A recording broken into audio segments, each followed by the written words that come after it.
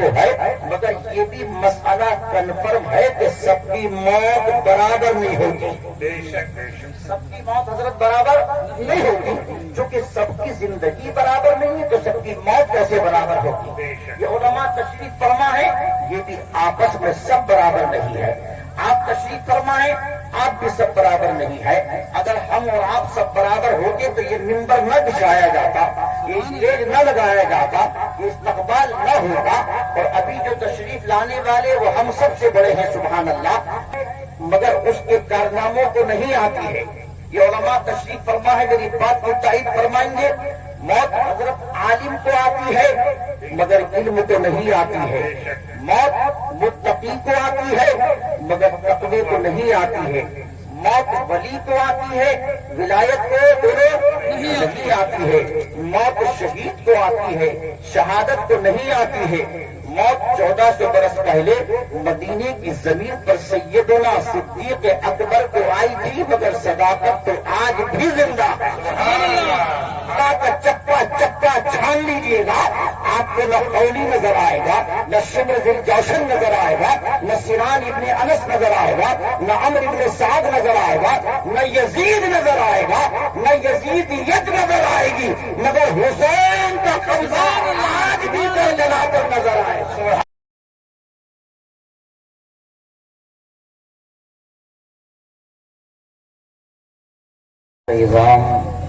ائمہ عالی مقام دور و نزدیک بیٹھ کر کے محبتوں سے سننے والی سنی عوام و دیگر حاضرین سامعین ناظرین، السلام علیکم ورحمۃ اللہ تعالی وبرکاتہ. وعلیکم السلام ورحمۃ اللہ وبرکاتہ.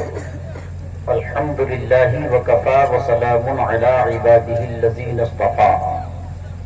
اما بعد فاعوذ باللہ من الشیطان الرجیم. بسم اللہ الرحمن الرحیم.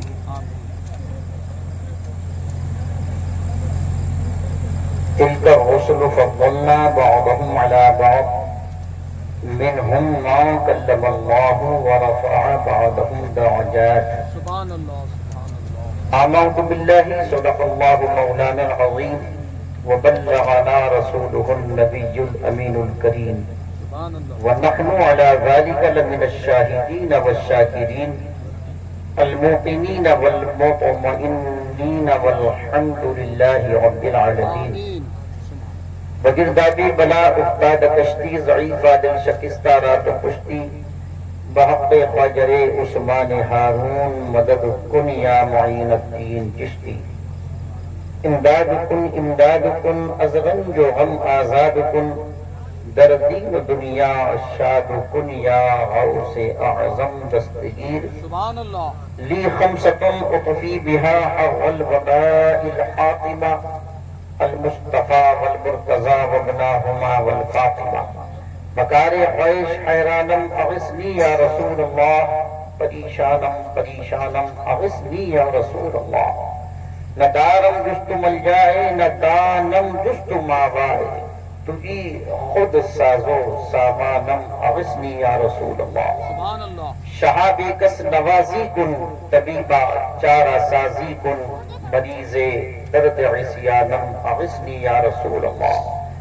رضایت سائل بے پر تجھی سلطان لا تنہر، شہا بحر عذی خوانم اغثنی یا رسول اللہ. سبحان اللہ. عقیدت و محبت کے ساتھ پورا مجمع دل لگا کر کے نبی اور آل نبی کی بارگاہ میں بآواز بلند درود شریف کا نذرانہ بانداز غلامانہ پیش کرنے کی سعادت حاصل کریں. جس کو جتنی محبت اپنے نبی سے ہے وہ اتنی ہی اونچی آواز میں درود پاک پڑھ کے سنائیں. اللهم صل على سيدنا مولانا محمد وبارك وسلم. صلاة وسلام عليك يا رسول الله يا حبيب الله صلى الله عليه وسلم. صلاة وسلام علیک یا سیدی یا رسول اللہ، صلاة وسلام علیک یا سیدی یا نبی اللہ، صلاة وسلام علیک یا سیدی یا حبیب اللہ.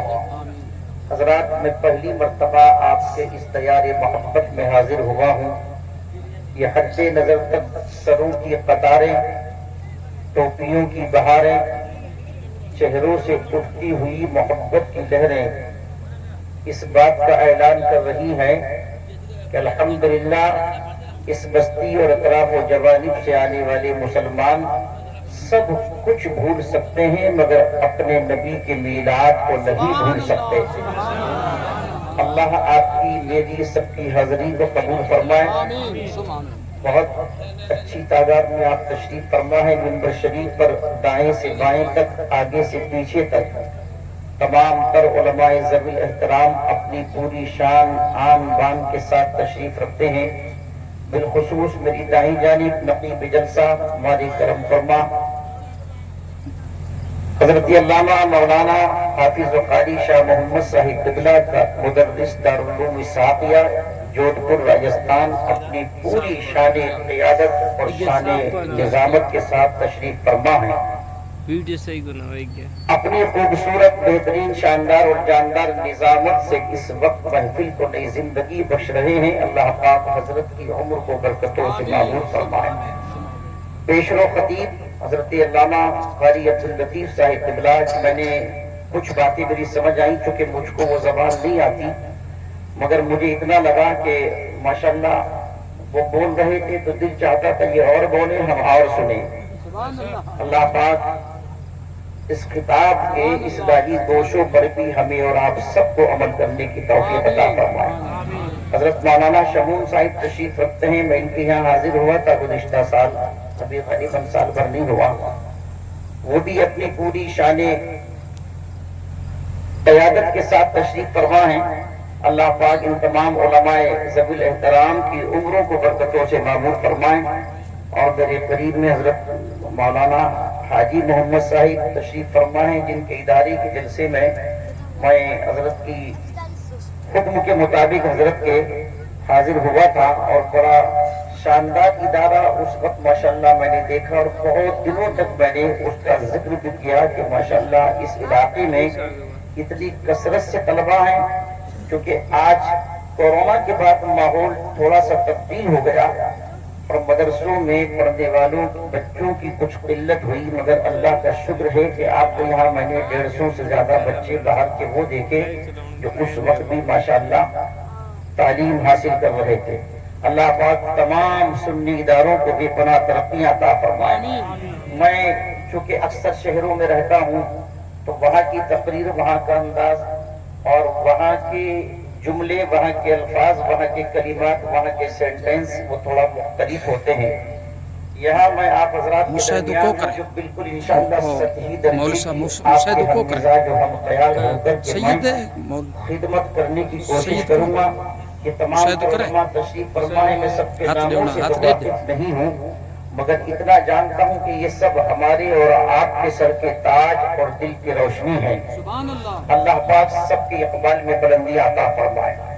حضرات بالکل عام فہم گفتگو کروں گا جیسا کہ مجھے حکم دیا گیا ہے، مگر اس عام فہم گفتگو کے لیے بھی جلسوں کا مزاج یہ ہوتا کہ آپ جانتے ہیں کہ جب دو آدمی بھی آپس میں باتیں کرتے ہیں تب بھی ایک دوسرے کو کچھ ہوں ہاں یس نو کچھ نہ کچھ اپنی زبان سے وہ لب کشائی کرتا ہے اور اپنی موجودگی کا اظہار کرتا ہے کہ ہاں میں متوجہ ہوں اور آپ کی بات کو غور سے سن رہا ہوں. آپ کے سماعتوں پر مجھے کوئی شک نہیں، بہت اچھا آپ سن رہے ہیں. تھوڑا سا اور اپنی سماعتوں کے ٹیمپریچر کو اپ گریڈ کریں گے، یعنی کہ تھوڑا سا اپنے لبوں کو جنبش دیں گے تو اس کا نتیجہ یہ ہوگا کہ آپ کے لب ہلیں گے تو انشاءاللہ فرشتوں کا قلم چلے گا. آپ سبحان اللہ کہیں گے، مجھے حوصلہ ملے گا اور آپ کو ثواب ملے گا.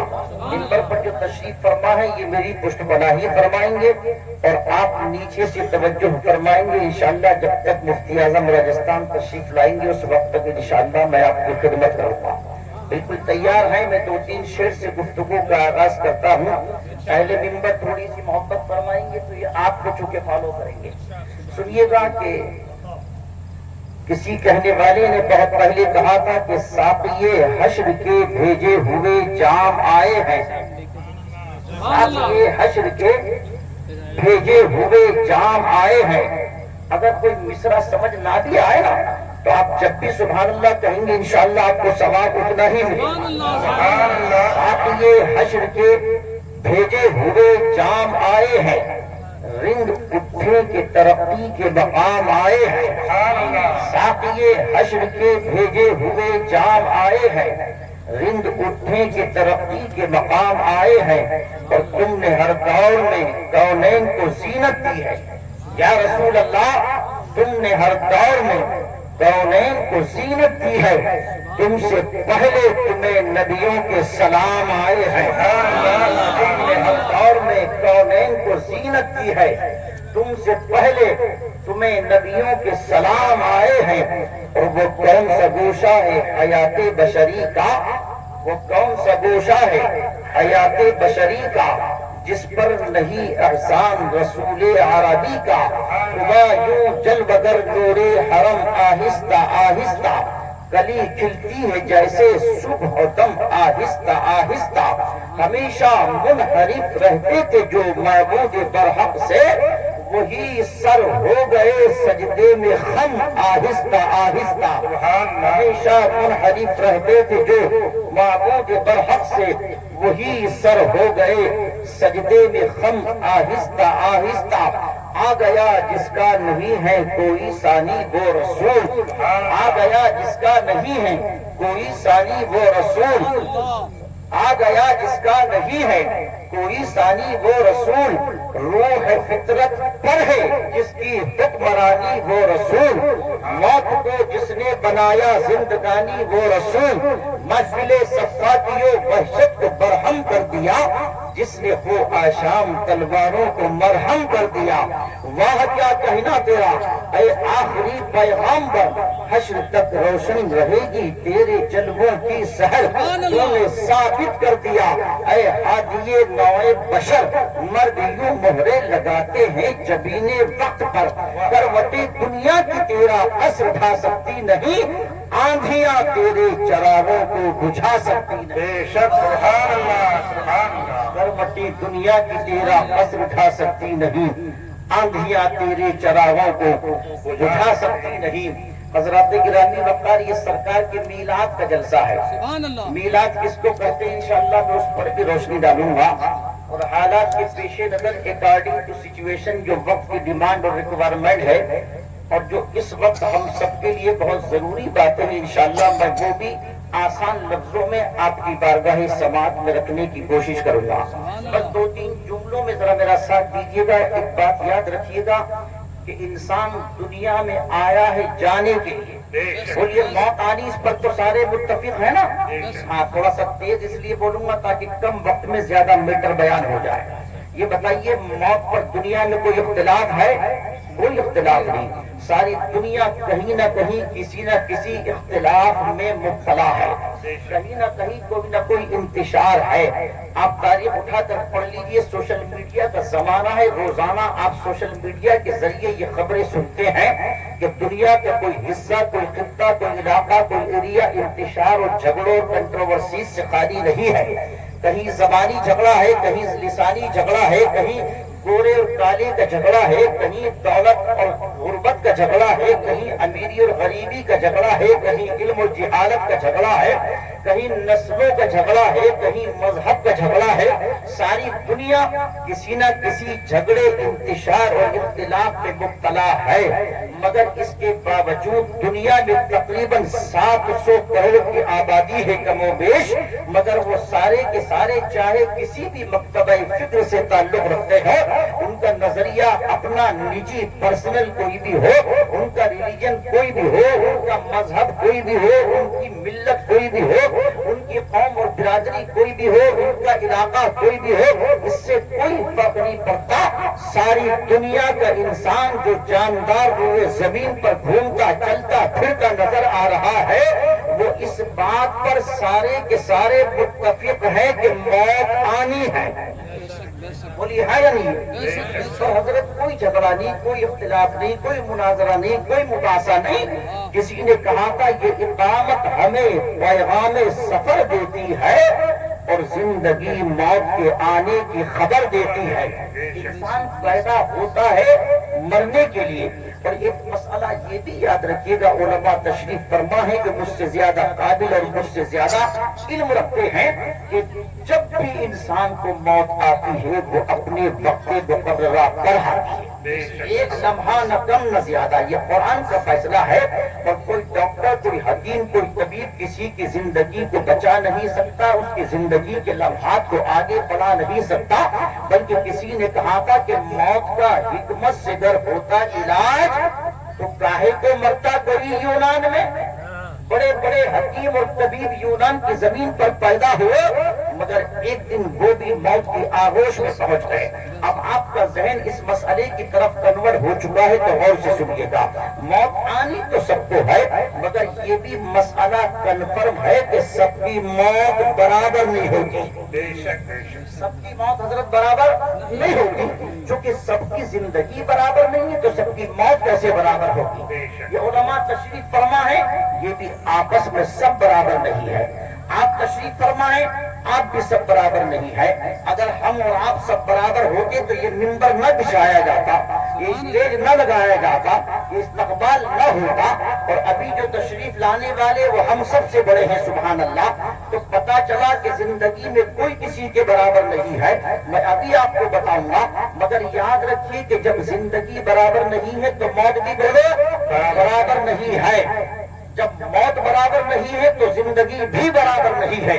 بہت انسان دنیا سے وہ چلے گئے کہ وہ خود تو دنیا سے رخصت ہوئے، مگر جانے کے بعد بھی، ان کی موت کے بعد بھی، ان کی وفات کے بعد بھی، ان کی حیات ظاہری سے پردہ کرنے کے بعد بھی وہ آج لوگوں کے دلوں میں زندہ نظر آتا ہے۔ سبحان اللہ، ہے یا نہیں ہے؟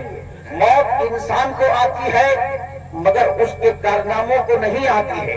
یہ علماء تشریف فرما ہے، میری بات کی تائید فرمائیں گے، موت حضرت عالم کو آتی ہے مگر علم کو نہیں آتی ہے، موت متقی کو آتی ہے مگر تقوی کو نہیں آتی ہے، موت ولی کو آتی ہے، ولایت کو نہیں آتی ہے، موت شہید کو آتی ہے، شہادت کو نہیں آتی ہے۔ موت 1400 برس پہلے مدینے کی زمین پر سیدنا صدیق اکبر کو آئی تھی، مگر صداقت تو آج بھی زندہ ہے۔ فاروق اعظم دنیا سے تشریف لے گئے بظاہر، مگر یاد رکھو کہ عدالت کے ٹنکے آج بھی بج رہے ہیں۔ زمان غنی زمین کے اوپر چلتے پھرتے کہیں نظر نہیں آتے، مگر سخاوت کے پرچم تو آج بھی لہرا رہے ہیں۔ مولا کائنات باختلاف روایت نجف اشرف میں تشریف فرما ہے، مگر بہادری اور شجاعت آج بھی زندہ ہے۔ امام حسن کی قبر شریف جنت البقیع میں ہے، مگر سیادت آج بھی زندہ ہے۔ امام حسین کربلا میں تشریف فرما ہے، جا کر دیکھیے گا کربلا شریف میں میں نے کئی روز گھوم کر کے دیکھا کہ کہیں مجھ کو کربلا کی گلیوں میں یزید نظر آئے، خولی نظر آئے، شمر نظر آئے، سنان نظر آئے، ہرملا نظر آئے، عمر ابن سعد نظر آئے، یا یزید نظر آئے۔ آپ کربلا کا چپا چپا چھان لیجئے گا، آپ کو نہ خولی نظر آئے گا، نہ شمر ذی الجوشن نظر آئے گا، نہ سنان ابن انس نظر آئے گا، نہ عمر ابن سعد نظر آئے گا، نہ یزید نظر آئے گا، نہ یزیدیت نظر آئے گی، مگر حسین کا قبضہ آج بھی کربلا پر نظر آئے۔ سبحان اللہ۔ 1185 سال کم و بیش گزر گئے، مگر جا کر دیکھیے آج بھی امام پاک کا قبضہ کربلا پر ہے، ان کی اولاد کا قبضہ کربلا پر ہے۔ یزید مٹ گیا، اس کی نسلیں مٹ گئیں، اللہ نے اس کی نسلوں کو بھی منقطع کر دیا، ان کی قبروں کے نشان بھی مٹا دیے، ورنہ تاریخ کربلا اٹھا کر پڑھیں گے تو آپ کو پتا چلے گا قبر کے کربلا سے واپسی پر 21,500 سے زیادہ کا لشکر یزیدیوں کا پلٹ کر کے زندہ آیا تھا، مگر حسین کا ماتر ایک شہزادہ زندہ آیا، جس کو دنیا امام زین العابدین کہتی ہے۔ یہ ان کا نام نہیں، یہ ان کا ٹائٹل ہے، یہ ان کا لقب ہے۔ زین العابدین کیوں کہتے جانتے؟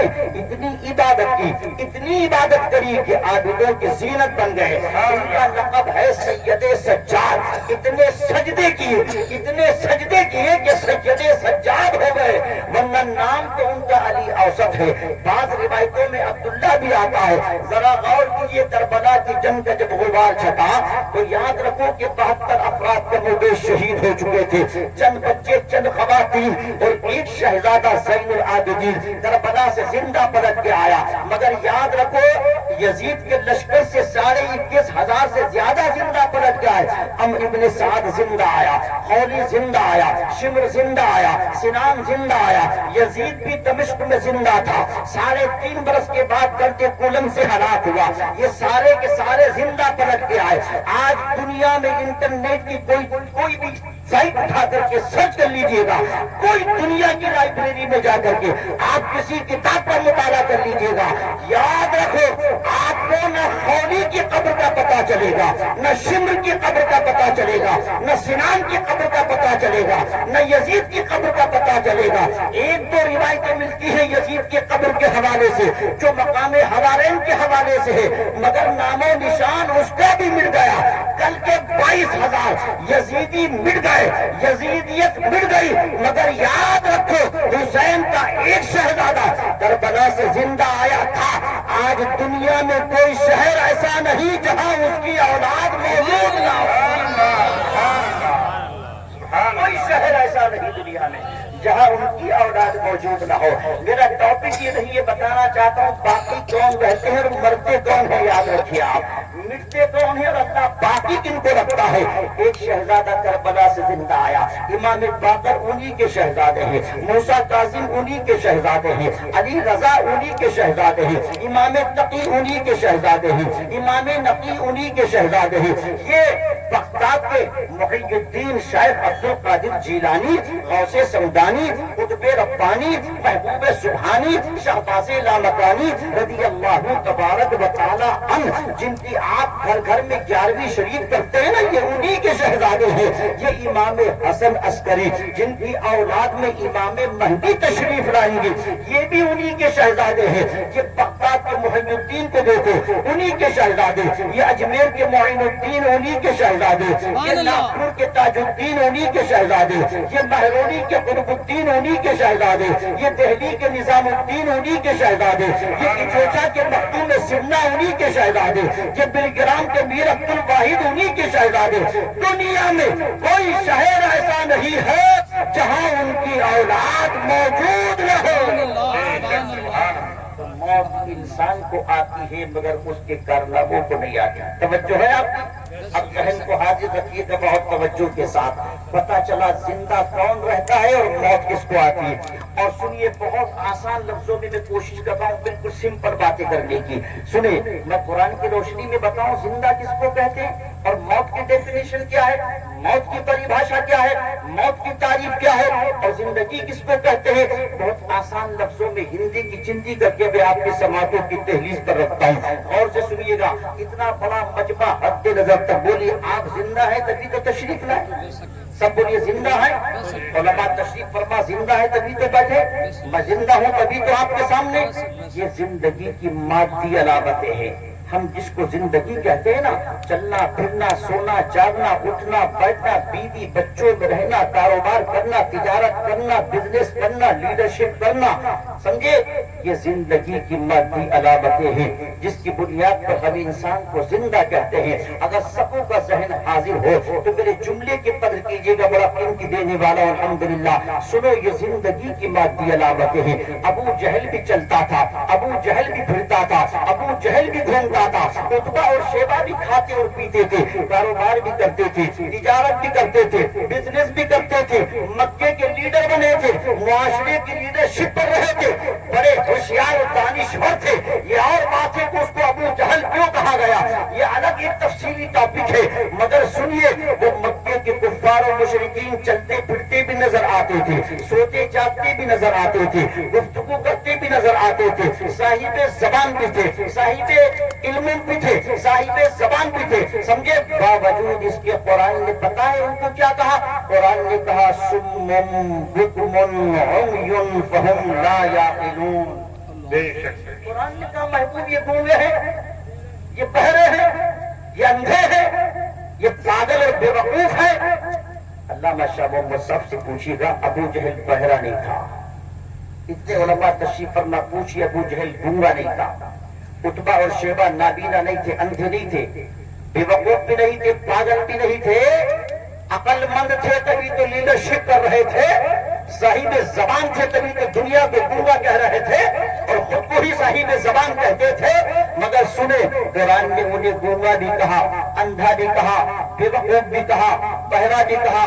बहुत गौर से मेरे जुमलों की कदर कीजिएगा। कुरान ने चलते फिरतों को अंधा कहा, बहरा कहा, गूंगा कहा और इंतहा ये हो गई कि कुरान ने उनको मुर्दा भी कहा। कुरान ने उनको ला तुस्मिउल मौता, अल्लाह ने फरमाया महबूब आप मुर्दों से कलाम नहीं फरमा सकते। गूंगा इसलिए कहा कि जबान से जीती मौला ने उनको, पर जबान से अल्लाह की तौहीद, वहदानियत और महबूब की रिसालत को तस्लीम नहीं करते थे, हक गोई से काम नहीं लेते थे, सच नहीं बोलते थे। कुरान ने उस जबान को गूंगा कहा, कुरान ने उन कानों को बहरा कहा, कुरान ने उन आंखों को अंधा कहा और उस दिमाग को, उस काबिलियत को, उस मेंटल स्टेटस को जिसकी बुनियाद पर वो अपने मुआशरे का लीडर बना हुआ था, तो कुरान ने कहा महबूब ये पागल है, पागल, ये बेवकूफ है, ये अहमक है, ये अक्ल से यतीम है, ये अक्ल इसकी माऊफ हो चुकी है। अब जरा गौर कीजिए, इतना ही नहीं, मुस्तफा जब उनको बुला रहे थे, दावत दे रहे थे, इन्विटेशन दे रहे थे, अल्लाह का पैगाम सुना रहे थे, अपनी रिसालत को मनवाना चाहते थे, तब कुरान ने कहा ला तुस्मिउल मौता, महबूब आप उनको नहीं सुना सकते, ये मुर्दा हो चुके हैं, मुर्दा। अब यहाँ बाज लोगों ने ठोकर खाई, बहुत गौर से सुनना, अकीदा भी फ्रेश करता चलो, और बाज लोगों ने ठोकर इसलिए खाई कि इन्होंने यहाँ मुर्दों से मुराद कब्रों में सोने वाले मुर्दे ले लिए, और फिर ये कहा ये आवाज देवबंद से आई, ये आवाज नदवा से आई, ये आवाज लखनऊ की कुछ गलियों से आई, ये आवाज और कुछ बदअकीदों से आई कि देखो कुरान कहता है कि वो तो मुर्दा थे, और जो मुर्दा होता उससे कलाम नहीं करते। अल्लाह ने फरमाया ला तुस्मिउल मौता, महबूब ये मुर्दा है और मुर्दे तुम्हारी बोली को नहीं सुन सकते। सुनो मेरी अजीज, बहुत मोहब्बत के साथ, 1000 गधे मिलकर एक घोड़े का मुकाबला नहीं करते हैं, 1000 बातिल परस्त मिलकर एक ईमान वाले का मुकाबला नहीं कर सकते। याद रखो, जब कुरान ने कहा कि ये मुर्दा है, ये मुर्दा है, अब इससे मुराद कौन मुर्दा है? ये कब्रों में सोने वाले मुर्दे नहीं है। अगर कब्रों में सोने वाले मुर्दे मुराद लिए जाते तो फिर मुस्तफा क्यों इरशाद फरमाते कि जब भी तुम कब्रिस्तान जाया करो तो सलाम किया करो। अल्लामा जलालुद्दीन सयूती ने शरह सुबूर में लिखा है कि जब तुम कब्रिस्तान जाकर के सलाम करते हो, कब्रिस्तान चाहे कितना ही बड़ा क्यों ना हो, जब तुम सलाम करते हो तो कब्रिस्तान के सारे मुर्दे तुम्हारे सलाम को सुनते भी हैं और जवाब भी देते हैं। अब जब हदीस तो कहती है कि मुर्दों को सलाम करो, और कुरान कहता है कि मुर्दे सुनते ही नहीं है, मेरा एतराज समझ में आ रहा है आपके? बिल्कुल इंशाअल्लाह आसान कर रहा हूँ, सुनिए। अब जब कुरान कहता है मुर्दे नहीं सुनते, हदीस कहती है, अब हदीस किसको कहते हैं? हुजूर के फरमान को। कुरान किसको कहते हैं? बोलो अल्लाह के कलाम को। सब बोलिए, कुरान किसको कहते हैं? अल्लाह के। जुमला नाजुक है, अगर काश समझ में आ जाए इंशाअल्लाह दिमाग के दरीचे खुलेंगे। अल्लाह का कलाम, मुस्तफा का कलाम। कलाम वो है जो अल्लाह का कलाम है, उसे कुरान कहा जाता है, और जो मुस्तफा का कलाम उसको हदीस। मगर याद रखो, कलाम जो जरूर है, मगर दोनों कलाम सिर्फ एक ही जबान से होकर के हमारे पास आए। जबान है ज़बाने मुस्तफा, जबान है हजरत ज़बाने मुस्तफा। कलाम तो है मगर जबान एक है। इसलिए कि कुरान को भी अगर हम कलामुल्लाह जानते हैं तो मुस्तफा के बताने से जानते हैं। सरकार ने कहा ये कुरान अल्लाह का कलाम है, हमने मान लिया कि अल्लाह का कलाम है। जिब्राइल लेकर के आए, हमारे पास कोई जिब्राइल का सर्टिफिकेट नहीं थी, जिब्राइल से हमारी मुलाकात नहीं थी, जिब्राइल का कोई आइडेंटिटी प्रूफ नहीं थी, जिब्राइल का कोई राशन कार्ड नहीं थी, जिब्राइल का कोई आधार कार्ड नहीं थी, बल्कि मुस्तफा ने फरमाया कि आज मेरे पास जिब्राइल नामी फरिश्ता आया, मुझको करीब किया, दबाया और कहा ये कला पढ़िए पढ़िए पढ़िए। एक अलग टॉपिक इंशाल्लाह इस पर डिस्कस करूंगा, सुनिए आप।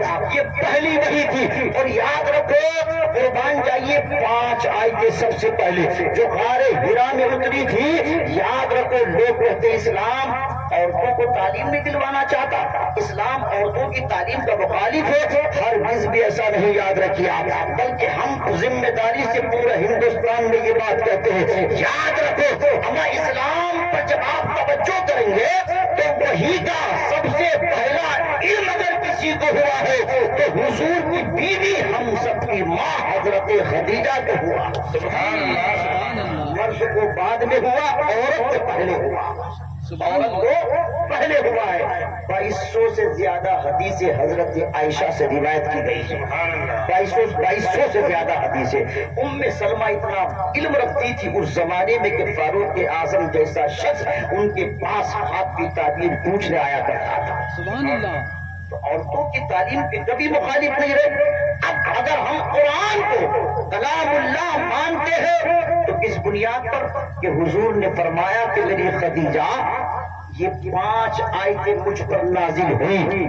خدیجہ لے کر ورقہ بن نوفل کے پاس گئی، انہوں نے کنفرم کر دیا میری بہن مبارک ہو، اللہ نے تیرے شوہر کو نبی آخر الزماں بنا کر کے بھیجا، سبحان اللہ تیرے شوہر کو نبی آخر الزماں بنا کر کے بھیجا ہے۔ اب قرآن کس نے نازل کیا؟ تو 1400 سال پہلے ہی سے قرآن ہی اس کا جواب دے رہا ہے، تنزیل من رب العالمین، یہ رب العالمین کی طرف سے نازل کیا گیا۔ کس کے ذریعے نازل کیا؟ نزل بہ الروح الامین، جناب روح الامین جبرائیل امین کے ذریعے نازل کیا گیا۔ کس پر نازل کیا گیا؟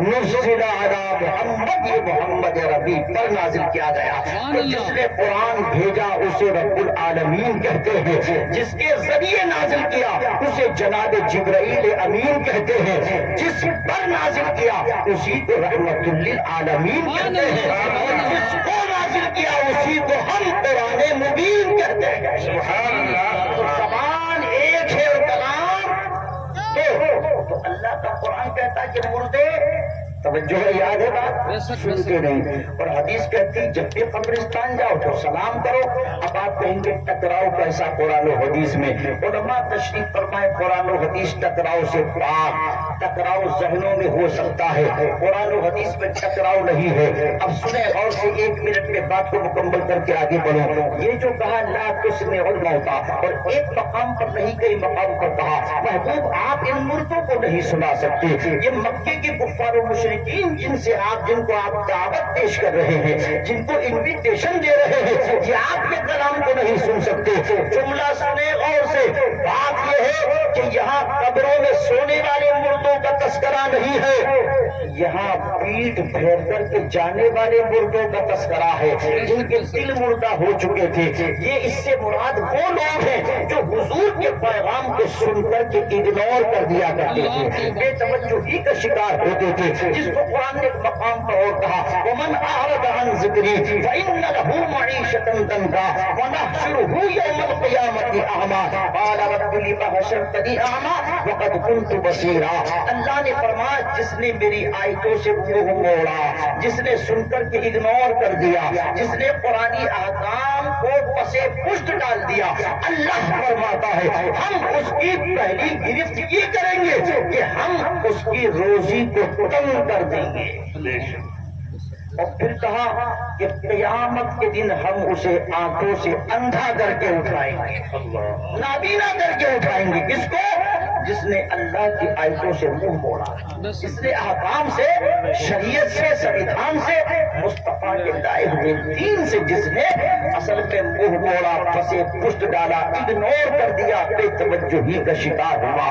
قرآن نے کیا کہا کہ پہلی گرفت تو یہ ہوگی ہم اس کی روزی کو تنگ کر دیں گے، اور دوسری گرفت یہ ہوگی کہ قبر سے قیامت کے دن اسے نابینا کر کے اٹھائیں گے، اندھا کر کے اٹھائیں گے۔ وہ کہے گا مولا میری تو آنکھیں تھی، روشنی تھی، نور کا پرکاش تھا، آخر یہ نور کہاں چلا گیا، روشنی کہاں چلی گئی؟ آواز آئے گی یوں ہی چونکہ تو نے ہماری آیتوں کو بھلا دیا، ہمارے احکام کو بھلا دیا، ہمارے سنویدھان کو بھلا دیا، ہمارے آئین اور نظام کو بھلا دیا، ہم نے تیری آنکھوں کی روشنی کو بھلا دیا۔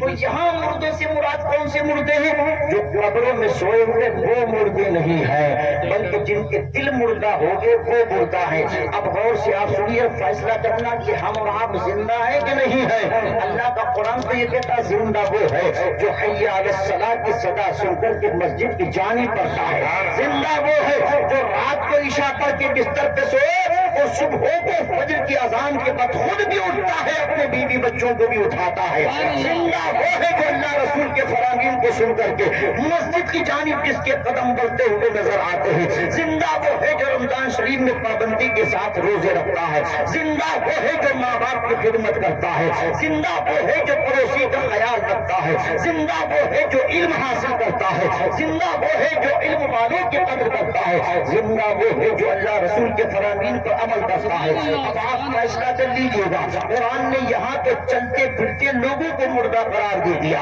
سونے جاگنے والوں کو مردہ قرار دے دیا، بیوی بچے رکھنے والوں کو مردہ قرار دے دیا، معاشرے کی لیڈرشپ کرنے والوں کو مردہ قرار دے دیا، اور مبارک ہو قرآن نے دوسرے مقام پر کہا وَلَا تَقُولُوا لِمَنْ يُقْتَلُ فِي سَبِيلِ اللَّهِ أَمْوَاتٌ بَلْ أَحْيَاءٌ وَلَٰكِن لَّا تَشْعُرُونَ۔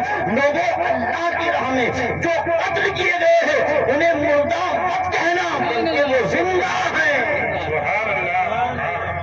یہاں تو عالم یہ ہے کہ سڑک پر چلنے والا مردہ قرار دیا جا رہا ہے، بیوی بچوں میں رہنے والا مردہ قرار دیا جا رہا ہے، وہاں قبروں میں سونے والوں کو قرآن نے کہا خبردار ان کو مردہ مت کہنا، بل احیاء ولکن لا تشعرون۔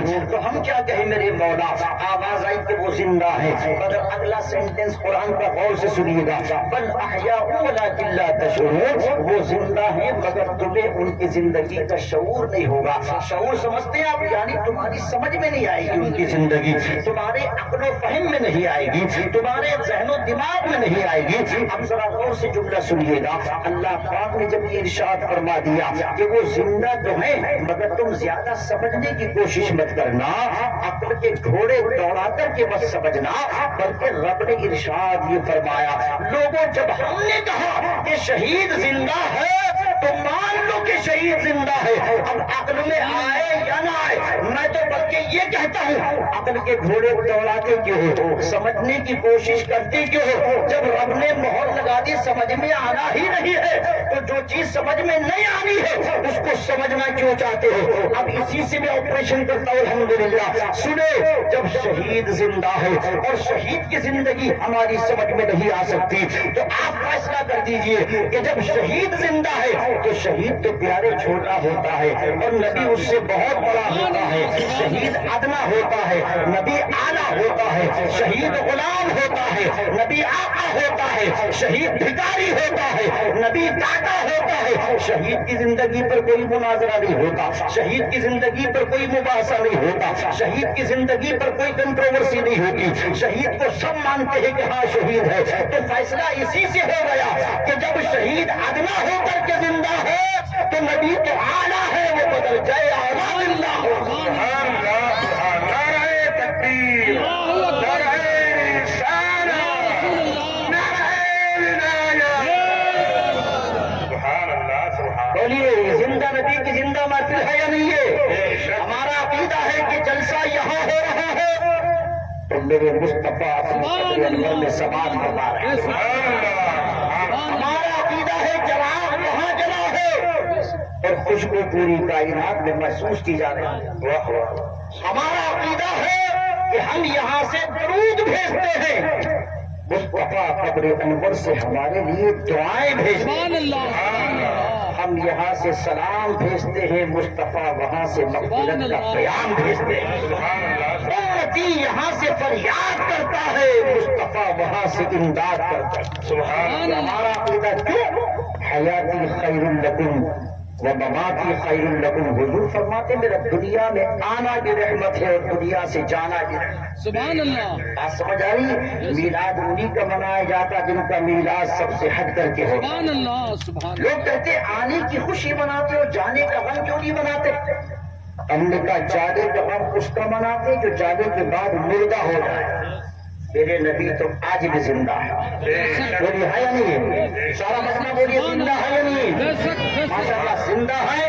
اور کیسے زندہ؟ سرکار خود فرماتے ہیں میرا دنیا میں آنا بھی رحمت ہے اور دنیا سے جانا بھی رحمت ہے. سبحان اگر اللہ. اجازت دیں تو اس حدیث کو تھوڑا سا ایکسپلین کر دوں, آسان لفظوں میں سمجھا دوں. آپ کہیں گے آنا تو سب کا رحمت محسوس ہوتا ہے, مگر جانے میں تو کہیں نہ کہیں دقت ہوتی ہے. باپ کا جنازہ اٹھے بیٹے کو تکلیف ہوتی ہے, بیٹے کا جنازہ اٹھے باپ کی کمر جھک جاتی ہے, شوہر کا جنازہ اٹھے بیوی بیوہ ہو جاتی ہے. جانا کیسے رحمت ہے؟ جملہ شروع میں بول چکا ہوں تمہید میں, کیا سب کی موت برابر نہیں ہوتی کیونکہ سب کی زندگی برابر نہیں ہے. سرکار فرماتے میرا آنا بھی رحمت ہے, میرا جانا بھی رحمت ہے. آپ کہیں گے وہ کیسے رحمت ہے؟ ذہنوں کو حاضر کیجئے بالکل میری جانب. جس طرح سورج کا نکلنا ضروری ہوتا ہے اسی طرح سورج کا ڈوبنا بھی ضروری ہوتا ہے. اگر سورج نہ نکلے تو دنیا میں اندھیرا رہے اور سورج غروب نہ ہو تو ستاروں کو چمکنے کا موقع نہیں ملے. بلا تشبیہ و تمثیل سمجھ جائیے, یہ ستارے کب چمکتے ہیں؟ جب سورج پردہ کر لیتا ہے. یہ چاند کب چمکتا ہے؟ جب سورج پردہ کر لیتا ہے. تو دن بھر یہ ستارے سورج سے روشنی حاصل کرتے ہیں. جب سورج پردے میں آڑ میں چلا جاتا ہے تو ستاروں کو چمکنے کا موقع مل جاتا ہے. بلا تشبیہ و تمثیل سمجھ جائیے, میرے مصطفیٰ نبوت کے بھی سورج ہیں, رسالت کے بھی سورج ہیں, امامت کے بھی سورج ہیں, ولایت کے بھی سورج ہیں, قیادت کے بھی سورج ہیں, شہادت کے بھی جملہ جذبات میں نہیں بول رہا ہوں, شہادت کے بھی سورج ہیں. پھر سنو, شہادت کے بھی, گھبرانا مت کہ حضور شہید تو ہوا ہی نہیں تو شہادت کے سورج کیسے کہہ دیا؟ یہ اللہ کا وعدہ تھا محبوب, تمہاری موت دشمن کے ہاتھوں واقع نہیں ہو سکتی ہے. من الناس, یہ اللہ کا وعدہ تھا, میرا توفیق نہیں مگر اشارہ دے رہا ہوں, کوئی کنفیوژن میں نہ پڑ جائے. مصطفیٰ شہادت کے بھی سورج ہے, امامت کے بھی سورج ہے, ولایت کے بھی سورج ہے, قیادت کے بھی سورج ہے, رسالت کے بھی سورج ہے. تو سرکار کا دنیا میں آنا بھی ضروری تھا اور حضور کا دنیا سے پردہ فرمانا بھی ضروری تھا. سنو, اگر مصطفیٰ تشریف نہیں لاتے تو ہدایت کا اجالا نہیں پھیلتا اور مصطفیٰ دنیا سے پردہ نہیں فرماتے تو ان جیسے غلاموں کو کمال دکھانے کا موقع نہیں ملتا. بلا تشبیہ سمجھ جائیے کہ حضور نے جب حیات ظاہری سے پردہ فرمایا تو مصطفیٰ یہی تو غربت خضرا سے ارشاد فرما رہے تھے, میرے غلاموں تم نے میری 63 سالہ زندگی سے جو کمال حاصل کیا ہے میرے جانے کے بعد دنیا کے سامنے پیش کر دینا.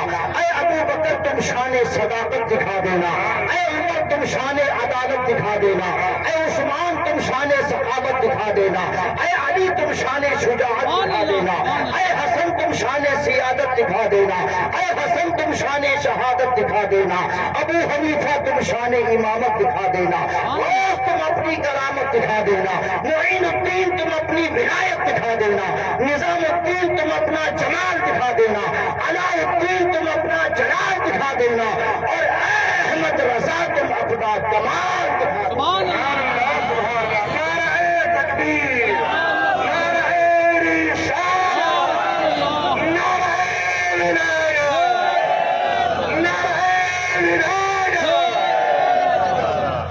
حیاتی خیر لکم ومماتی خیر لکم, میرا آنا بھی رحمت اور میرا سبحان اللہ. ابھی ہمارے قاری صاحب قبلہ تقریر فرما رہے تھے, کچھ باتیں مجھے سمجھ آ رہی تھی, مجھ کو چونکہ وہ زبان نہیں آتی وہ مجھ کو سمجھ میں آئی. حدیث پاک کے حضور نے فرمایا میرا نور ہمیشہ نیک مردوں کی پشتوں میں رہا اور نیک عورتوں کے پیٹوں میں رہا, شکم میں رہا. سنا آپ نے لفظ نیک نے کیا بتایا؟ اچھا ایک بات اور بتاؤں میں آپ کو اور آسان کر دوں, حضور کا تشریف لانا یہ بھی رحمت, تشریف لے جانا یہ بھی رحمت.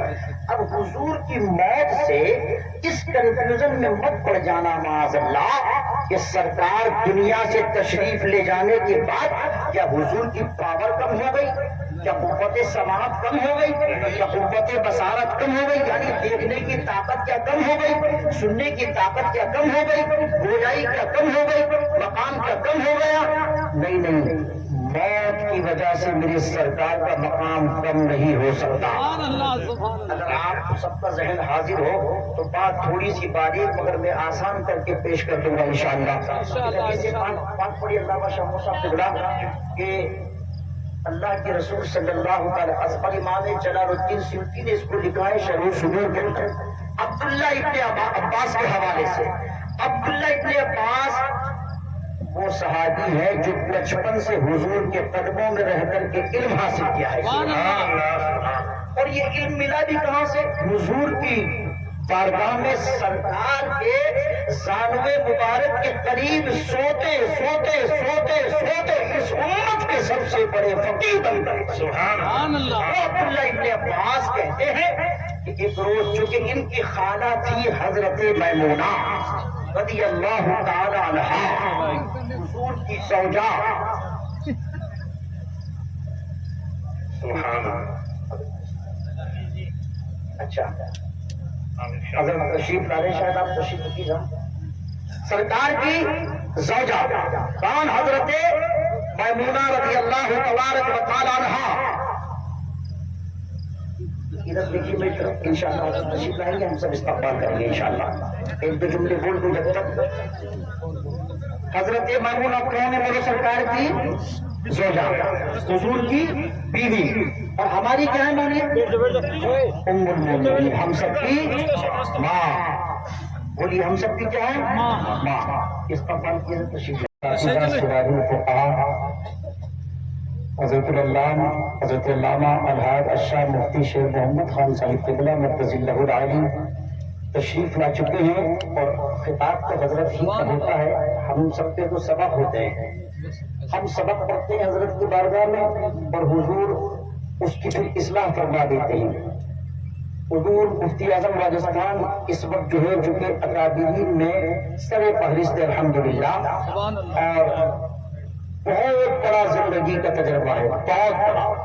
ان کے ہزاروں شاگرد مشرق سے مغرب اور شمال سے جنوب تک آج پھیلے پڑے ہیں. سبحان اللہ.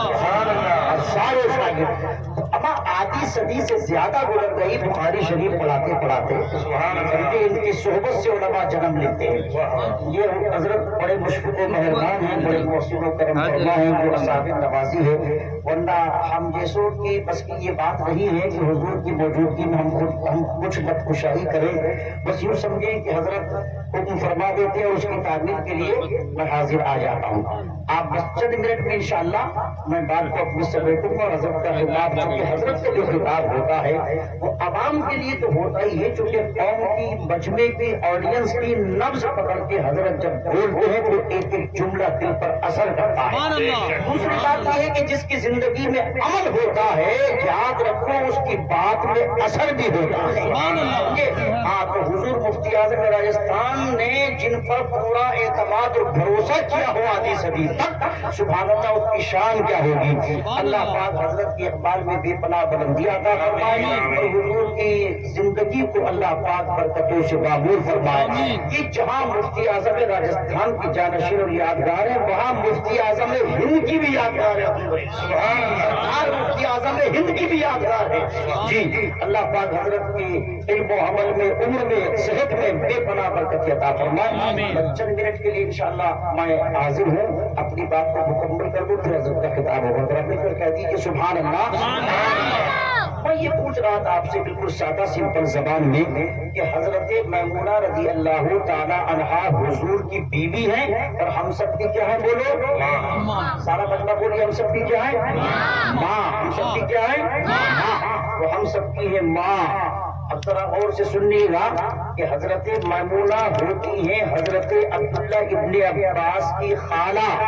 حضرت عبداللہ ابن عباس بچپن ہی سے چھوٹی عمر سے حضرت میمونہ کی یہاں رہتے تھے، حضور کی بارگاہ میں رہتے تھے. امام بخاری نے اس کو نقل کیا ہے. لوگ کہتے ہیں کہ علم کہاں سے آ گیا؟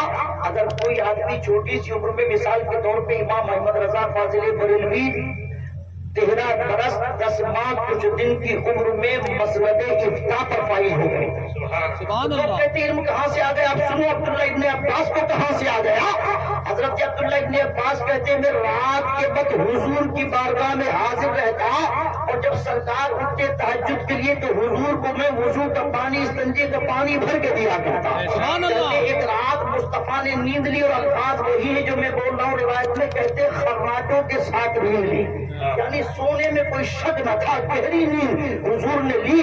کہتے عبداللہ ابن عباس کہ میں چونکہ پہلے اٹھ جاتا تھا سرکار کی چشمان نبوت کھلتی یعنی آنکھیں کھلتی حضور بیدار ہوتے یعنی نیند سے جاگتے تو سرکار عبداللہ کو حکم دیتے عبداللہ پانی لاتے. کہتے ایک رات جب حضور کی چشمان نبوت کھلی میں پہلے ہی سے پانی کا برتن لیے ہاتھ میں کھڑا تھا 13 برس کی عمر تھی. کہتے سرکار کی نگاہ محبت نگاہ گرم نگاہ شفقت نگاہ میرے چہرے پر پڑی تو مجھ سے بولے عبداللہ پانی ہے.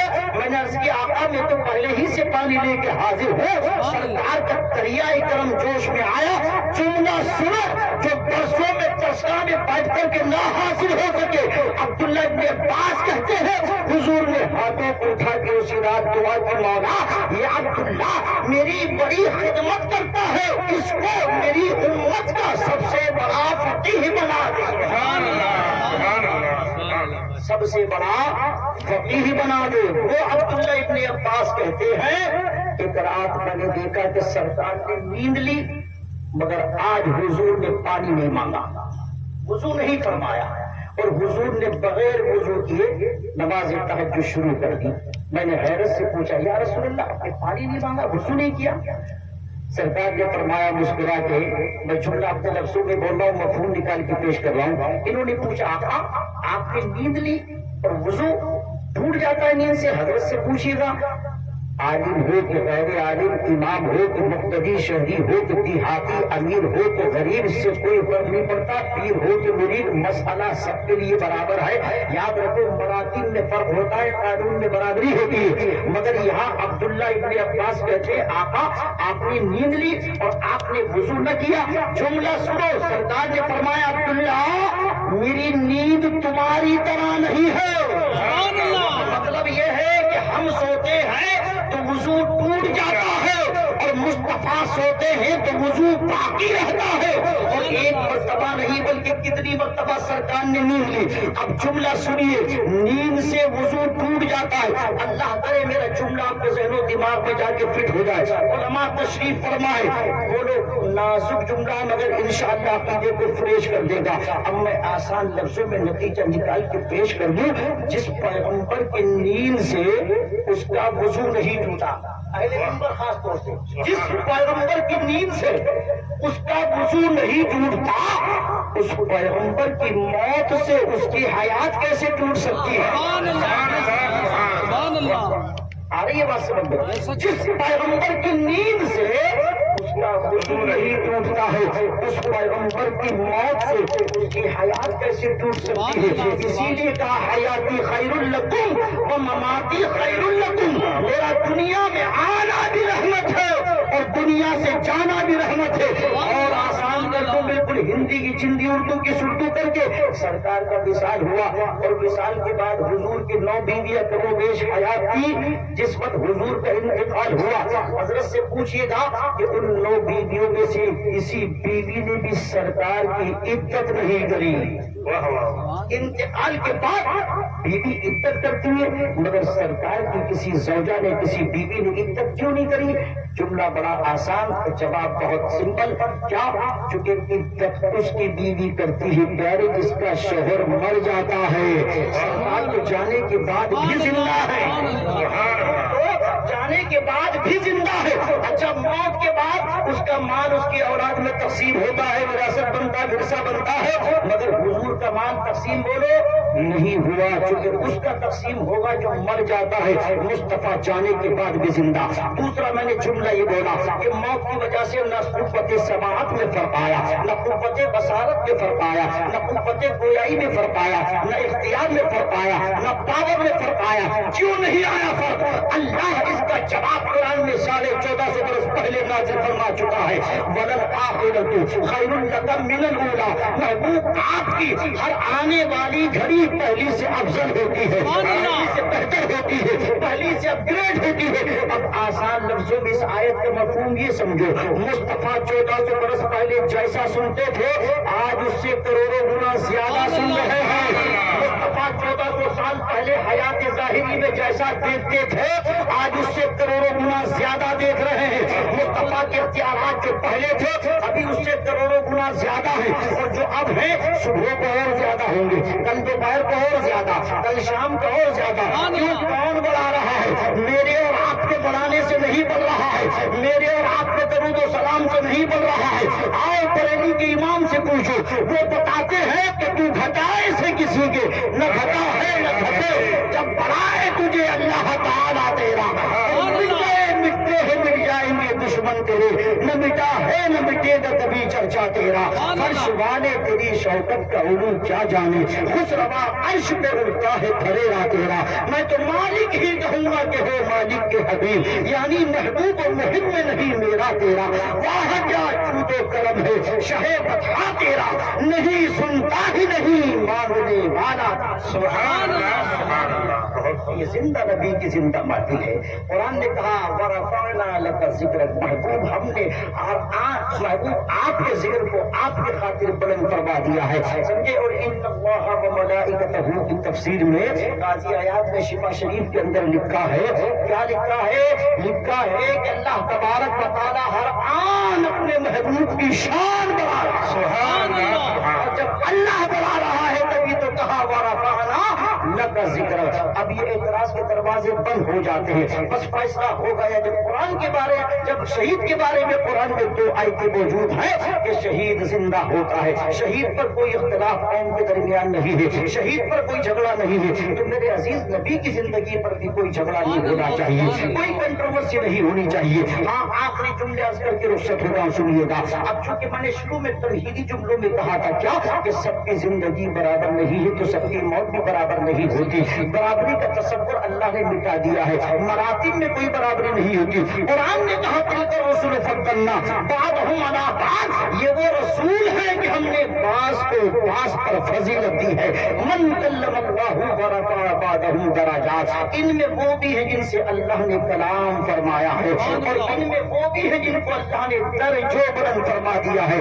اب ہمارا عقیدہ یہ ہے, حضور سے اس پر آپ کنفرم مہر لگوا لیجیے گا, کیا کہ سارے نبی اللہ کے بھیجے ہوئے, سارے رسول اللہ کے بھیجے ہوئے, ان کی نبوت اور رسالت پر ہمارا ایمان آخری سانس تک. مگر سنو, ان تمام نبی اور تمام رسولوں کی جماعت میں جو مقام آمنہ کے لال کا ہے وہ کسی اور کا مقام نہیں ہے. اور نیچے کو اتریے, سارے فرشتے اللہ کی نورانی مخلوق ہیں, مگر فرشتوں میں سب سے افضل مقام جبرائیل امین کا ہے. جو مقام جبرائیل کا ہے وہ کسی اور کا مقام نہیں ہے. اور نیچے کو اتریے گا, اہل بیت ہمارے دل کی روشنی ہے, مگر جو مقام حضرت علی کا ہے وہ کسی اور کا نہیں ہے. سارے صحابہ ہمارے سر کے تاج ہیں, مگر جو مقام ابو قحافہ کے بیٹے ابو بکر کا ہے وہ دنیا میں کسی کا مقام نہیں ہے. یہ بیماری بھی بہت زیادہ چل رہی ہے, بالکل بیلنس پر رہیے گا, اعتدال پر رہیے گا. اسی اعتدال اور بیلنس پر رہنے کو آج کی پریبھاشا میں مسلک اعلیٰ حضرت کہا جاتا ہے. مسلک اعلیٰ حضرت ہے, جو مولا علی میرے سر کے تاج ہے, میرے دل کی روشنی ہے. جزوی فضیلتیں اپنی جگہ پر ہے, مگر ابو قحافہ کے بیٹے کی شان یہ ہے جس کی صحابیت کو اللہ نے قرآن میں بیان فرمایا ہے, جس کے تقوی کو اللہ نے قرآن میں بیان فرمایا, اور رب نے کہا والذی جاء بالصدق وصدق به اولئک هم المتقون. حضرت سے پوچھئے کہ یہاں 2 متقیوں کا ذکر ہے سور کے اندر. اب پہلے متقی تو بلا شبہ آمینہ کے لال مصطفیٰ جانے رحمت ہے. اب دوسرا متقی کون ہے جسے کوئی ملا نہیں بلکہ اللہ متقی کہہ رہا ہے, وہ متقی کوئی اور نہیں, وہ ابو قحافہ کا بیٹا ابو بکر ہے. سبحان اللہ. متقون. اور اذ یقول لصاحبہ لا تحزن ان اللہ معنا, ان کا صحابی ہونا بھی قرآن سے ثابت ہے, ان کا متقی ہونا بھی قرآن سے ثابت ہے. ایک اور جزوی فضیلت یہ ہے کہ وہ خود بھی صحابی ہے, اس کا باپ بھی صحابی ہے, ان کا بیٹا بھی صحابی ہے, ان کا پوتا بھی صحابی ہے. باپ بھی صحابی, خود بھی صحابی, بیٹے بھی صحابی, پوتے بھی صحابی, پوتے بھی صحابی.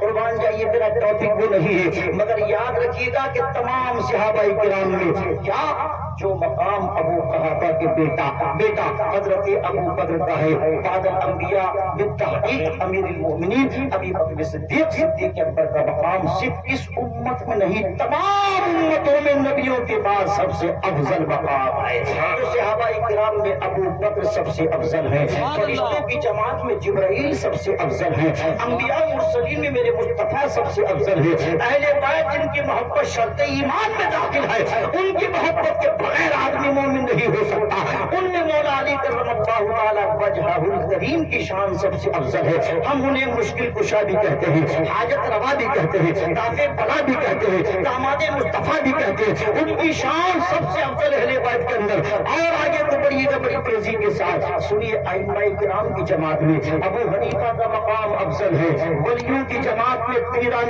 پیر دستگیر جن کو کہتی ہے دنیا، غوث اعظم شیخ عبد القادر جیلانی پیروں کے پیر ہیں، میروں کے میر ہیں، روشن ضمیر ہیں، عالم کے دستگیر ہیں، جن کی زندگی قرآن کی تفسیر ہے، بندگی قوم کی تقدیر ہے، جن کا پیغام عالمگیر ہے، اور جو زبان سے کہہ دے وہ پتھر کی لکیر ہے۔ ولیوں میں سب سے افضل ہے۔ اور نیچے اترے یہ بھی زمین ہے، ایک حرم کی بھی زمین ہے، زمینوں میں حرم کی زمین افضل ہے، مہینوں میں رمضان کا مہینہ افضل ہے، یاد رکھو پانیوں میں زمزم کا پانی افضل ہے، پہاڑوں میں صفا مروہ افضل ہے۔ ہم زمزم کو کھڑے ہو کر کے اس لیے پیتے ہیں کہ اس کو ذبیح اللہ سے نسبت ہے، اور اپنے آقا پر سلام کھڑے ہو کر اس لیے پڑھتے ہیں کہ اس کو حبیب اللہ سے نسبت ہے۔ ذبیح اللہ کے لیے کھڑا ہوا جائے گا تو حبیب اللہ کے لیے بدل جائے اور کھڑا ہوا جائے گا۔ اس میں کوئی اختلاف کی ضرورت نہیں، جھگڑے اور فسادات میں مت پڑیے گا، دین کو سمجھنے کی کوشش کیجیے، ایسے علماء کے قریب آئیے گا کہ پانیوں میں مگر ایک پانی اور ہے، میں بتا دوں آپ کو، جو زمزم سے بھی زیادہ افضل ہے۔ حضرت تشریف فرما حضور سے پوچھ لیجیے گا، ایک پانی اور ہے جو اس سے بھی زیادہ افضل ہے، وہ کون سا پانی؟ سنے، زمزم اسماعیل ذبیح اللہ کے قدموں سے نہیں نکلا ہے، قدموں کی جگہ سے نکلا ہے، قدموں کے مقام سے نکلا ہے، اور اس پانی کا تعلق کنیکشن جنت سے کر دیا گیا ہے، مگر ایک پانی وہ ہے جو حدیبیہ کے جنگل میں مصطفیٰ کی انگلیوں کی گھڑیوں سے نکلا۔ جابر سے اٹھا کر کے پوچھے گا، جابر بتاؤ نا اس پانی کی امپورٹنس اور اہمیت کیا تھی؟ جابر کہتے 1400 یا 1500 کے قریب تھے ہم لوگ، پانی ختم ہو گیا، اشارہ دے رہا ہوں، جناب جابر پہنچے، یا رسول اللہ آقا پانی مکمل ختم ہو چکا ہے، جانور پیاسے، ہم پیاسے، بس دو جملوں میں بات کو ختم کرو۔ سرکار نے فرمایا تلاش کرو پانی، تلاش تو کر چکے تھے، جب نہ ملا تب سرکار کی بارگاہ میں حضور نے انگلیوں کو چنبش دی کہ پانی کے چشمے اس قدر جاری ہوئے، اس قدر جاری ہوئے، ذرا دونوں کو میں یہاں تنقیص نہیں کروں گا جناب ذبیح اللہ کے اس کمال کی، مگر فرق سنیے آپ، میرے امام نے اس کا فرق بتا دیا۔ امام نے بریلی کی سودا گران میں بیٹھ کر کے 100 برس پہلے کہا تھا، جو کہا تھا پہلے اس جملوں کو سمجھیے آپ کہ زمزم چونکہ روز نکلتا ہے، ہر لمحہ نکلتا ہے، اور 1 منٹ یا 1 سیکنڈ میں 8000 لیٹر زمزم نکلتا ہے۔ انٹرنیٹ پہ سرچ کر لیجیے گا، یہ پانی تقریباً 4 ساڑھے 4 ہزار برس ہو گئے، بیچ میں بند ہو گیا تھا سرکار کے میلاد سے پہلے، حضور کے دادا نے اس کنویں کو پھر کھودا، سرکار کی تشریف آوری سے پہلے پھر نکلا، 1450 برس ختم ہونے کے قریب ہے، زمزم ابھی تک کم نہیں ہوا، کم ہوگا انشاءاللہ، مگر سنے زیادہ پانی نکلتا ہے تو زیادہ پیتے ہیں، یہ بھی ان کا کمال ہے، مگر سنیے وہ جو پانی حضور کی انگلیوں کی گھائیوں سے نکلا تھا وہ 1-1.5 لیٹر سے زیادہ نہیں تھا، وہ تو مختصر پانی تھا، مگر حضرت جابر سے پوچھو کیا پانی تم سب کے لیے کافی ہو گیا؟ جابر کہتے اللہ کی عزت کی قسم ہم تو صرف 1500 تھے یا رسول اللہ، اگر 1 لاکھ بھی ہوتے تو پانی ہم سب کے لیے کافی ہو جاتا۔ اب اس پانی کو جو تھوڑا سا پانی تھا 1500 صحابہ نے پیا، اب امام اس کو محبت نے کہا جس کی 2 بوند ہے کوثر و سلسبیل، جس کی 2 بوند ہے کوثر و سلسبیل ہے وہ رحمت کا دریا ہمارا نبی، سب سے اولا والا ہمارا نبی، سب سے والا والا ہمارا نبی، سارے اچھوں میں اچھا سمجھیے جسے ہے اس اچھے سے اچھا ہمارا نبی، کون دیتا ہے دینے کو منہ چاہیے، دینے والا ہے سچا ہمارا نبی، رحمت جانے عالم ہمارا نبی، زینت عرش اعظم ہمارا نبی۔ تم نے آج یوسف بھی جس کی غلامی میں ہے تم نے دیکھا زلیخا ہمارا نبی گوشہ گوشہ چمک جائے گا قبر میں، جلوہ گر ہوگا جس دم ہمارا نبی۔ تو یہ پانی وہ ہے جو زمزم سے بھی افضل ہے، جو مصطفیٰ کی انگلیوں کی گھڑیوں سے نکلا، مگر زمزم کو کھڑے ہو کر اس لیے پیتے ہیں کہ اس کو ذبیح اللہ سے نسبت ہے۔ بریلی کے شاعر نے کہا تھا اگر بچہ تڑپتا ہے تو ماں کا دم نکلتا ہے، اگر بچہ تڑپتا ہے تو ماں کا دم نکلتا ہے، مگر جب ماں تڑپتی ہے تو پھر زمزم نکلتا ہے، مگر جب ماں تڑپتی ہے تو پھر زمزم نکلتا ہے۔ حضرات جب زمزم کو ہندوستان میں لا کر کے کھڑے ہو کر کے پیتے، کوئی فتوی بازی نہیں ہوتی، کوئی شرک کا اس پر مسئلہ درج نہیں کیا جاتا، کوئی آبجیکشن درج نہیں کیا جاتا، تو پھر سلام پڑھنے پر آبجیکشن کیسا، پھر درود پڑھنے پر آبجیکشن کیسا؟ کہ صاحب سلام تو جب وہاں جاؤ وہاں پڑھ لو، بس ایک جملے میں جواب سنیے گا، درود بھی کثرت سے پڑھیے گا، سلام اور بھی کثرت سے پڑھیے گا، اس لیے کہ درود پڑھنے سے اگر ثواب ملتا ہے تو سلام پڑھنے سے میرے مصطفیٰ کا جواب ملتا ہے۔ ابو داؤد شریف میں روایت موجود ہے، آقا اپنے ہر امتی کے سلام کو سنتے ہیں، بلکہ جو حدیث یہ ہے نا کہ ایک فرشتہ حضور کے روضے پر موجود ہے، اس میں الفاظ یہ ہے کہ وہ فرشتہ حضور کے روضے پر کھڑا ہوا، قیام کے الفاظ سے کھڑا ہوا ہے۔ میں چکر میں پڑ گیا روایت کو پڑھ کے، حضرت سے پوچھیے گا یہ تو فرشتہ جو سلام اور درود ہمارا حضور کی بارگاہ میں پیش کر رہا ہے، اما یہ تو 1450 سال سے کھڑا ہے، آج تک بیٹھا ہی نہیں ہے، اور جہاں کھڑے ہونے پر مقدمے ہو رہے ہیں، کھڑے ہونے پر جھگڑا ہو رہا ہے، کھڑے ہونے پر انتشار ہو رہا ہے، کھڑے ہونے کا کوئی مسئلہ ہی نہیں ہے۔ وسلموا تسلیما، خوب خوب سلام بھیجو، چاہے بیٹھ کے بھیجو، چاہے لیٹ کے بھیجو، چاہے کھڑے ہو کے بھیجو، جو بیٹھ کے بھیج رہا وہ بھی ٹھیک ہے، جو کھڑے ہو کے بھیجے وہ بھی ٹھیک ہے، مگر بیٹھنے سے زیادہ کھڑے ہونے میں ادب نظر آتا ہے۔ اگر ادب نہ ہوگا اللہ فرشتے کو حضور کے روضے پر بیٹھا دیتا، مگر میں ذمہ داری سے کہتا ہوں حدیث اٹھا کے پڑھ لو، 1450 سال سے فرشتہ آج بھی کھڑا ہوا ہے اور قیامت تک کھڑا رہے گا۔ جب سلام پیش کرنے کے لیے اللہ نے فرشتے کو کھڑا کر دیا ہے تو سلام بھیجنے کے لیے امتی کھڑا ہو گیا۔ آخری جملہ وہ یہ ہے جو میں عرض کرنا چاہتا تھا کہ پڑھیے، یہ پڑھنے کا زمانہ ہے، علم حاصل کیجیے، مسجدوں کے قریب آئیے، اسلام کو سمجھیے، بغیر پڑھے آدمی کبھی کامیاب نہیں ہو سکتا ہے۔ انسان نے فرشتوں سے بھی بازی ماری تھی تو علم کی بنیاد پر ماری تھی، بدل ڈالا ہے اب تو اپنا انداز بیاں ہم نے، نہیں تو بند کر دی تھی فرشتوں کی زبان ہم نے۔ ہماری ناخدائی کی حقیقت کوئی کیا جانے، زمین خشک میں اکثر چلا دی کشتیاں ہم نے۔ حضور مفتی اعظم راجستھان پورے راستے یہی درد بیان کرتے ہوئے آئے کہ قوم ہماری اس مول پر چلی گئی ہے، کیا سچویشن کریٹ ہو گئی ہے۔ آخری جملہ بول کے جا رہا ہوں، حدیث یاد آئی حضور کی کلمات کی بنیاد پر، کیا آج آپ دیکھیے نہ دکان محفوظ ہے، نہ مکان محفوظ ہے، نہ مدارس محفوظ ہے، نہ مساجد محفوظ ہے، نہ خانقاہیں محفوظ ہے، نہ عزت و آبرو محفوظ ہے، حتیٰ کہ ایمان بھی محفوظ نہیں ہے۔ بڑی 10 لاکھ سے زیادہ بچیاں مسلمانوں کی مرتد ہو چکی ہیں، آفیشیل رپورٹ ہے، آفیشیل رپورٹ، نان آفیشیل اس سے بھی زیادہ ہے۔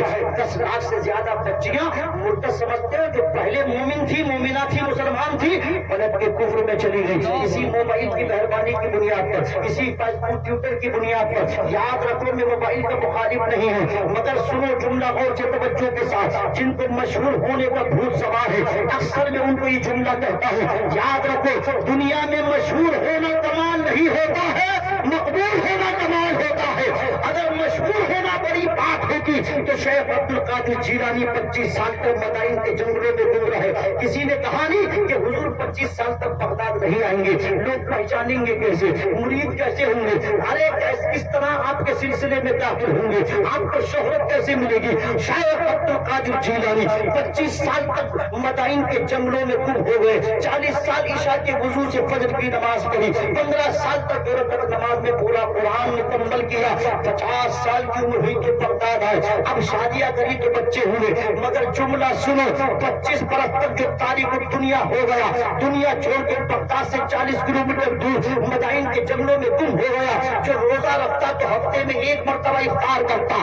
آج اللہ نے اس 25 سال تک گم ہونے والے عبد القادر جیلانی کی 11ویں گھر گھر میں کروا دی ہے، ساری دنیا فاتحہ میں لگی ہے. آج اللہ نے فَاذْكُرُونِي أَذْكُرْكُمْ، اللہ کا وعدہ ہے جو میرا ذکر کرتے کرتے دنیا سے جائے گا اللہ اس کے چرچے ہر زبان سے کروا دے گا. تو میرے عزیز مشہور ہونا کمال نہیں ہوتا ہے، مقبول ہونا کمال ہوتا ہے. آج کچھ بھی تو محفوظ نہیں ہے. نبی نے ارشاد فرمایا تک زمانہ آئے گا قرب قیامت کہ لوگ قبرستان جائیں گے، قبروں کو دیکھیں گے تو قبروں کو دیکھ کے کہیں گے کاش اس قبر میں میں لیٹا ہوتا، اس قبر والے کی جگہ میں ہوتا. یعنی دنیا سے زندگی سے اتنا عاجز ہو چکا ہوگا، اتنا پریشان ہو چکا ہوگا، جب کچھ بھی اس کا محفوظ نہیں ہوگا. آخر یہ سچویشن کیوں بنی جس پر ایک کھجلی اور خارش بھی ہوتی ہے تو ہمارے اپنے گناہوں کے سبب ہوتی ہے. وما اصابکم من مصیبت، اور سنو حدیث شریف میں آتا ہے قرب قیامت سرکار نے فرمایا اللہ پاک ظالم بادشاہ ظالم حکمراں ہم پر مسلط کر دے گا. میرے اشارے کو سمجھ لیجیے، تفصیل حضرت پر بتائیں گے اور حضرت جو پیغام دیں گے انشاءاللہ اس پر ہم بھی اور آپ سب بھی عمل کریں گے. بس مسجدوں میں آئیے، پیشانیوں میں سردوں کی طرف پیدا کیجیے، اپنے بچوں کو پڑھائیے، خود بھی پڑھیے.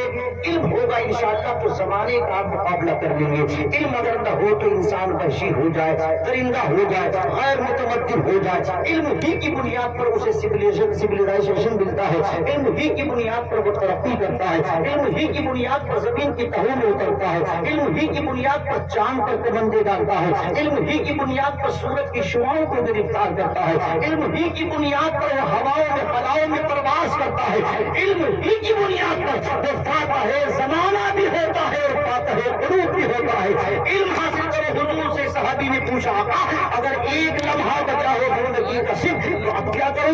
فرمایا اس میں بھی علم حاصل کرو. علم کے بنا انسان کبھی کامیاب نہیں ہو سکتا. اللہ تبارک و تعالیٰ مجھے آپ کو عمل کی توفیق عطا فرمائے. حضور مفتی اعظم راجستھان تشریف فرما ہے.